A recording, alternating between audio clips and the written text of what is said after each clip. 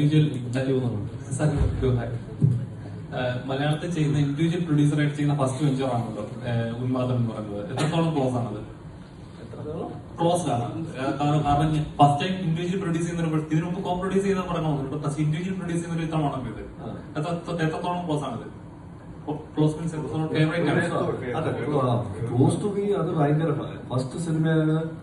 ഷാഹിനെ കണ്ടപ്പോ നമ്മള് കഥയൊക്കെ ഷാഹിദ് പറഞ്ഞപ്പോ ഫസ്റ്റ് ഓഫ് ഓൾ സിനിമ ഷാഹിനോട് ചെയ്യാൻ പറ്റുന്ന ഒരു വലിയൊരു ഭാഗ്യമായിരുന്നു നമുക്ക്. ഷാഹിയെ കണ്ടു, ഇഷ്ടപ്പെട്ടു.